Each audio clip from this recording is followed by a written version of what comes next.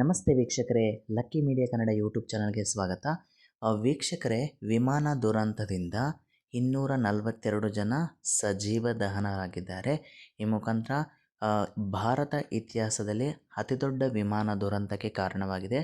ಅಹಮದಾಬಾದ್ನಿಂದ ನಲ್ಲಿ ನಡೆದಿರ್ತಕ್ಕಂತಹ ಏನು ಈ ವಿಮಾನ ಅಪಘಾತ ಅನ್ನುವಂಥದ್ದು. ಬಟ್ ಪ್ರಸ್ತುತ ಸ್ನೇಹಿತರೆ, ವೈಮಾನಿಕ ಅಪಘಾತದಲ್ಲಿ ಮೃತಪಟ್ಟಿರ್ತಕ್ಕಂತಹ ಪ್ರಮುಖ ರಾಜಕೀಯ ನಾಯಕರನ್ನು ನಾವು ನೋಡೋಣ ಸ್ನೇಹಿತರೆ. ಯಾಕಂದರೆ ಫ್ಲೈಟಲ್ಲಿ ಮೂಮೆಂಟ್ ಆಗುವಂತಹ ಸಂದರ್ಭದಲ್ಲಿ ಸುಮಾರು ನಾಯಕರನ್ನು ನಾವು ಕಳ್ಕೊಂಡಿದ್ದೀವಿ.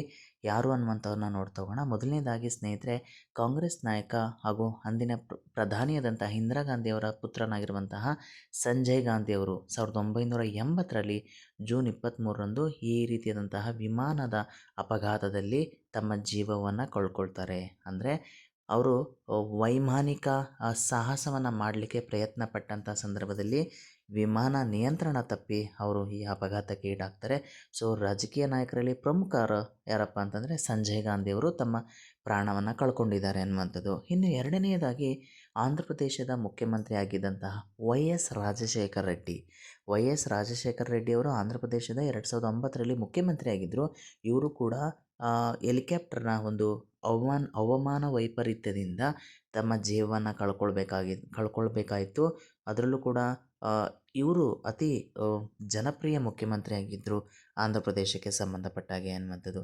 ಸೊ ಯಾರಪ್ಪ ಇವರು ಒಬ್ಬರು ಪ್ರಮುಖ ರಾಜಕೀಯ ನಾಯಕರನ್ನು ನಾವು ಕಳ್ಕೊಂಡಿದ್ದೀವಿ ಅನ್ನುವಂಥದ್ದು. ಇನ್ನು ಮೂರನೇ ವ್ಯಕ್ತಿ ಯಾರಪ್ಪ ಅಂತಂದರೆ, ರಾಜಕೀಯ ವ್ಯಕ್ತಿ ಅಂತಂದರೆ ಹಿರಿಯ ಕಾಂಗ್ರೆಸ್ ನಾಯಕ ಹಾಗೂ ಮಾಜಿ ನಾಗರಿಕ ವಿಮಾನಯಾನ ಸಚಿವರಾಗಿರುವಂತಹ ಮಾಧವರಾವ್ ಸಿಂಧಿಯಾ. ಇವರು ಕೂಡ 2001ರಲ್ಲಿ ಕಾನ್ಪುರದಲ್ಲಿ ರಾಜಕೀಯವೊಂದರ ಒಂದು ರ್ಯಾಲಿಗೆ ಹೋಗುವಂತಹ ಸಂದರ್ಭದಲ್ಲಿ ಇವರು ಮಾರ್ಗ ಮಧ್ಯದಲ್ಲಿ ಹವಾಮಾನ ವೈಪರೀತ್ಯದಿಂದ ಇವರು ಕೂಡ ಅಪಘಾತಕ್ಕೆ ಈಡಾಗ್ತಾರೆ ಅನ್ನುವಂಥದ್ದು. ಸೊ ರಾಜಕೀಯ ನಾಯಕರಲ್ಲಿ ಇವರು ಕೂಡ ಪ್ರಮುಖರಾಗಿ ಕಾಣಸಿಗ್ತಾ ಹೋಗ್ತಾರೆ. ಇವರು ಕೂಡ ವೈಮಾನಿಕ ಅಪಘಾತದಲ್ಲಿ ಏನು ಫ್ಲೈಟ್ ಕ್ರ್ಯಾಶಲ್ಲಿ ಇವರು ಕೂಡ ತಮ್ಮ ಪ್ರಾಣವನ್ನು ತೆತ್ತಿದ್ದಾರೆ ಅನ್ನುವಂಥದ್ದು. ಇನ್ನು ನಾಲ್ಕನೇ ಪ್ರಮುಖ ರಾಜಕಾರಣಿ ಯಾರಪ್ಪ ಅಂತಂದರೆ, ವೈಮಾನಿಕ ಅಪಘಾತದಲ್ಲಿ ಮೃತಪಟ್ಟಿರ್ತಕ್ಕಂಥವ್ರು ಲೋಕಸಭಾ ಸ್ಪೀಕರ್ ಆಗಿರುವಂತಹ ಹಾಗೂ ತೆಲುಗು ದೇಶಂನ ಆಗಿದ್ದಂಥ BMC ಬಾಲಯೋಗಿ ಅವರು. ಇವರು ಕೂಡ ಹೆಲಿಕಾಪ್ಟರ್ನ ಒಂದು ಕ್ರ್ಯಾಶ್ನಲ್ಲಿ 2002 ಮಾರ್ಚ್ 3ರಂದು ಇವರು ಕೂಡ ತಮ್ಮ ಹೆಲಿಕಾಪ್ಟರ್ ಅಪಘಾತದಲ್ಲಿ ತಮ್ಮ ಜೀವವನ್ನು ಕಳ್ಕೊಳ್ತಾರೆ ಅನ್ನುವಂಥದ್ದು. ಹೀಗೆ ಸಾಲು ನಾಯಕರು ಕೂಡ ವೈಮಾನಿಕ ಅಪಘಾತದಲ್ಲಿ ತಮ್ಮ ಪ್ರಾಣವನ್ನು ಕಳ್ಕೊಂಡಿದ್ದಾರೆ ಅನ್ನುವಂಥದ್ದು ಗಮನಾರ್ಹ ಸಂಗತಿಯಾಗಿದೆ ಸ್ನೇಹಿತರೆ. ಇದಕ್ಕೆ ಸಂಬಂಧಪಟ್ಟ ಹಾಗೆ ಏನು ಪ್ರಿಕಾಷನರಿ ಮೆಷರ್ಸನ್ನು ತಗೊಂಡಿದೆ ಫ್ಲೈಟ್ ಸಂಸ್ಥೆಗಳು ಅನ್ನುವಂಥದ್ದು ಕೂಡ ನಾವು ಗಮನಿಸ್ಬೋದಾಗುತ್ತೆ.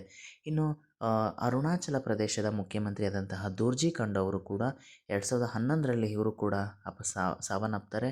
ಈ ಒಂದು ವೈಮಾನಿಕ ಅಪಘಾತದಲ್ಲಿ ಇವರು ಕೂಡ ಮೃತಪಟ್ಟಿರ್ತಾರೆ ಅನ್ನುವಂಥದ್ದು.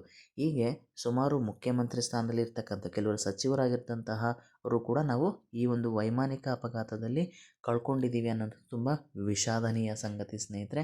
ಇದಕ್ಕೆ ಸಂಬಂಧಪಟ್ಟ ಹಾಗೆ ವಿಮಾನ ತಯಾರಕಾ ಸಂಸ್ಥೆಗಳು ಕೂಡ ಗಮನಿಸಬೇಕಾಗತ್ತೆ ಈ ರೀತಿಯಾದಂತಹ ಸಮಸ್ಯೆಗಳನ್ನು ಅನ್ನುವಂಥದ್ದು. ಇನ್ನು ತುಂಬ ಈ ರಾಜಕೀಯ ವ್ಯವಸ್ಥೆಯಲ್ಲಿ ಒಂದು ತುಂಬ ದೊಡ್ಡ ದುರಂತ ಏನಪ್ಪ ಅಂತಂದರೆ, ಅದರಲ್ಲೂ ಕೂಡ ಪ್ರಸಿದ್ಧ ನಟಿಯಾಗಿದ್ದಂತಹ ದಕ್ಷಿಣ ಭಾರತ ಪ್ರಸಿದ್ಧ ನಟಿಯಾಗಿರುವಂತಹ ಸೌಂದರ್ಯ ಅವರು ಕೂಡ BJPಯ ಪಕ್ಷದ ಪರವಾಗಿ ಏನು ಪ್ರಚಾರ ಮಾಡುವಂತಹ ಸಂದರ್ಭದಲ್ಲಿ ಅವರು ಕೂಡ 2004ರಲ್ಲಿ ವಿಮಾನದಲ್ಲಿ ಪ್ರಯಾಣಿಸಬೇಕಾದಂತಹ ಸಂದರ್ಭ ಬರುತ್ತೆ.